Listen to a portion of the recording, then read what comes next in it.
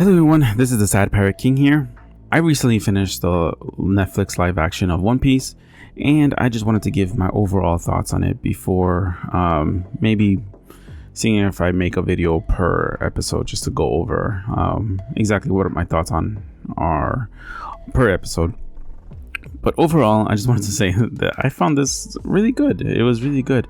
I know that we probably had very low expectations of what a live action of any sort of anime or manga adaptation was going to be. You know, we've had really poor ones in the past, and the expectation that this was going to be bad was already there. I try not to get my hopes up too much, or one way or the other, and I was pleasantly pleased with how this came up. So my overall thoughts, I did like the changes that they made to the story. There's a lot of things that I didn't like. Just off the bat, I felt like the humor was missing from it. It didn't feel as lighthearted.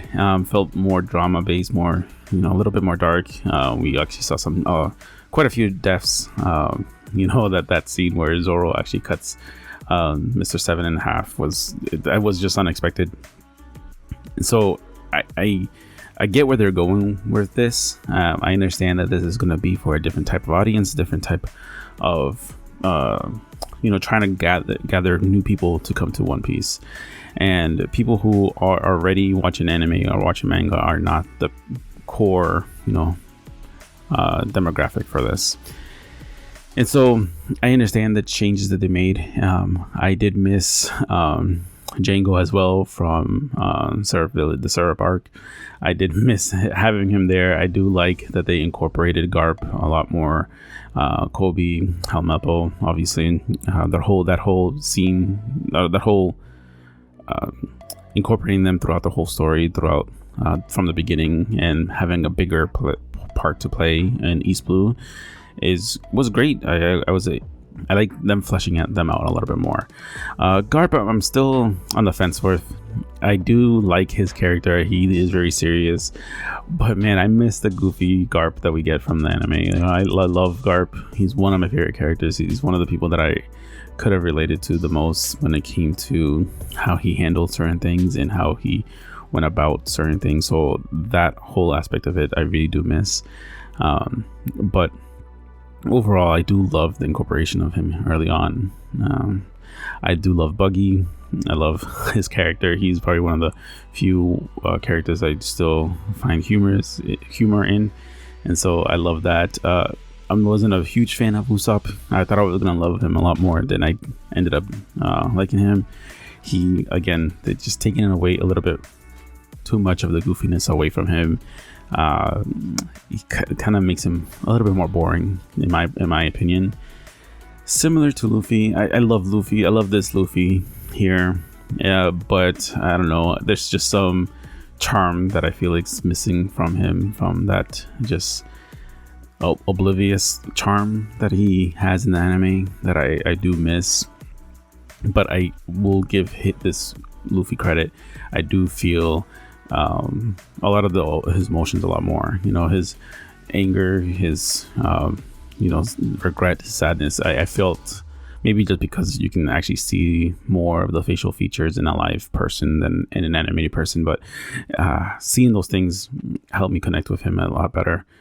Of course, like most people probably, Zoro was just amazing.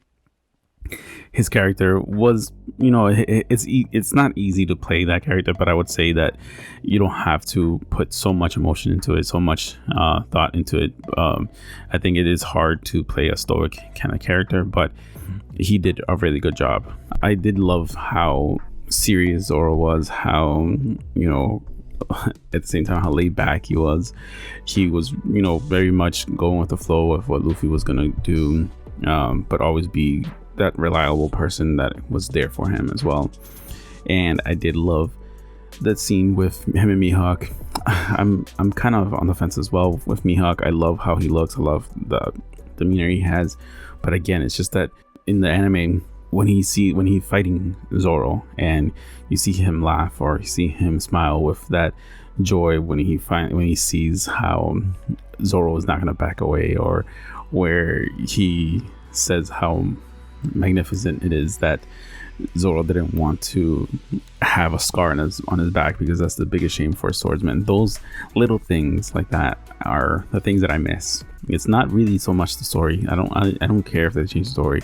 And just that feeling of the characters, the feeling of the story, the feeling of all of it is what matters to me more. And so I was really sad that Mihawk was a little bit too stoic in that aspect. But I did love that scene still. Zoro, declaring that he was never going to lose again. All those things that did, it still hit me. It always does hit me. Sanji was also a really good character for me. I did love how he was flirting with Nami. I love that scene where he flirted with Nami, because it felt like Nami actually reciprocated a little bit. And I know that Oda will refuse to incorporate any what is it called, any relationship stuff, any love things between the crew, and I don't suspect this to be any different. But seeing how Nami reacted to Sanji's initial flirtation, their initial words, was very funny to me. I want to say that I think besides Zoro, Nami actually has become my favorite character. I loved Nami. Nami was one of my favorite female characters in all of anime and all of manga, and so I was very nervous about how she was going to be portrayed, how she was going to be too serious, too much, like too bland, but I was completely wrong. I loved how, don't remember the actress's name, but I loved how she played her, how she was able to laugh during certain parts and be able to be angry, be sad, be all those emotions, and that really played well with who Nami is. And I loved the scene in Arlong Park. They still very much incorporated the whole scene where she was stabbing her arm when Luffy came to stop her, when she asked for help, with the scenes of Sanji, Zoro, and Usopp just all sitting there waiting for Luffy to take command and go forward. I really, really did love that. It was one of those things where the only thing that I missed from that scene was the music, the very famous music during that scene. So, but other than that, it was just so good. It's so perfect. I did love also that they didn't change much of the backstories so far have been very accurate, very well done. As I had mentioned that they didn't include Django in the Syrup Village one. I also really disliked that they did not have Hachi for the Arlong Park. I really do miss that. I don't know how they're going to incorporate him later, because he is a big part. Like he needed to be there to be part of, or I guess he doesn't need to. There will make changes, but it's just seems like a big missing part where you had this character who was mixed in with these bad crowds, with these bad people who were torturing this village, torturing these people, and then later down the line becomes a friend, becomes somebody who regrets his actions, who tries to amend, to try to repay for what he did, try to apologize, do all these things to get back in good graces of somebody who he hurt in Nami. And that aspect of it is going to be missing, even if they incorporate him later on, when it comes time to go to Fishman Island and stuff. That's something that I don't know how they're going to incorporate, how they're going to do, what they're going to do with that. But I am very disappointed in the fact that they did not incorporate him. And to this point, I haven't mentioned Shanks yet, but Shanks was one of those characters that I feel like he's pretty good. The way that they portrayed him, he was still, being the goofy person that he was. There was a lot of moments that again, the humor was kind of stripped away from this adaptation a bit. So there's certain parts where, when Luffy cuts himself and then they all start, gasping, or where they're fighting and with the bandits in the beginning, and all of a sudden Luffy's gone, and Zoro, and the way that Sanji, oh my gosh, the way that Shanks reacts is always so humorous to me, though it's so funny. So I do miss all those little aspects of it, but overall I do like him. I like his crew. I did like how they did what they did with the Lord of the Coast in the beginning with Shanks. I did also dislike that they did not show Luffy's growth in punching out the Lord of the Coast. I'm assuming that has something to do with how to try to stay away from that conflict between if Luffy was able to, you know, beat the Lord of the Coast with a single punch as soon as he got out, to see the fact that it was able to take Shanks's arm, and you know, he wasn't able to prevent that. Doesn't make sense. So I'm assuming that's the reason why they didn't go that route. But it is surprising considering how often they bring that up in the anime.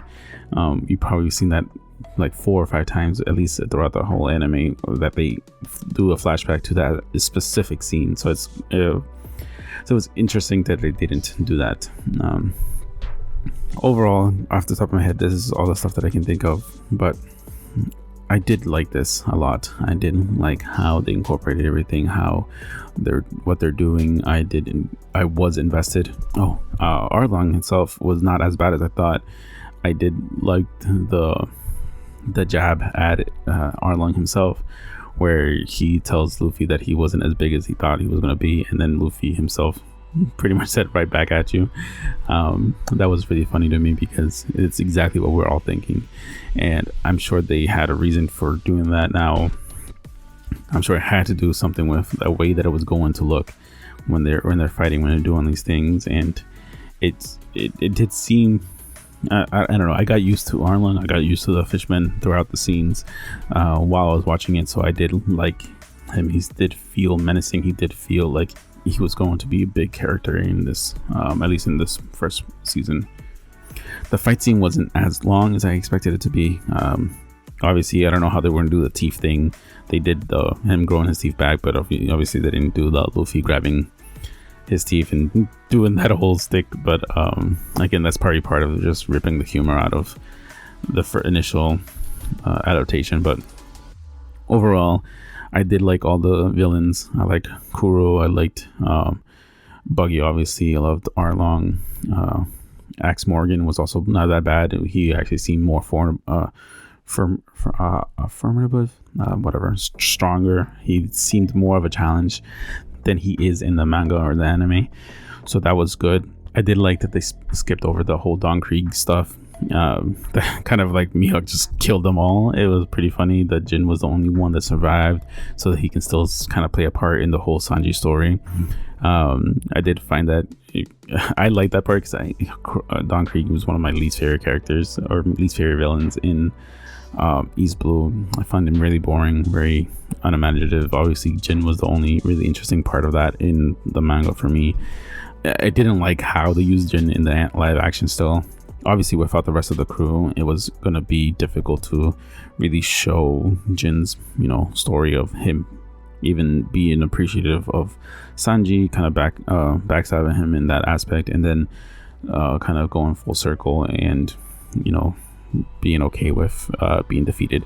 So that whole story was missing, but I was okay with it. I was really okay with that. I didn't mind them skipping that part. Overall, I think this was a really good, well done live action adaptation. I'm curious to see if there is going to be a season 2. I really hope there is. If that in season 2, obviously it's going to probably go up to the end of Alabasta. I'm assuming maybe they're going to have a few more episodes than just the 8 for season 2. Or if they aren't, they're probably going to squeeze a lot into these episodes, but it's definitely possible. I know that it performed really well the first week. Currently it's not as performing as well, so hopefully they stick to the season 2 and understand that this is probably going to be a long run, and the first season is probably not going to be such a big hit compared to what is to come if they do this right. Obviously East Blue is more like a prologue than anything else for what One Piece is. Once it gets into the Grand Line and everything that comes with that, I'm sure it's gonna be pick up a lot more. And if they don't change much, or if they don't change certain aspects to what the story is, it's still going to resonate with a lot of people, and it's still going to be good. So here's hoping to that. Let me know what your thoughts are on the first season of One Piece live action, and whether or not what you're expecting for season 2. This has been the Sad Pirate King. Thank you, and stay safe.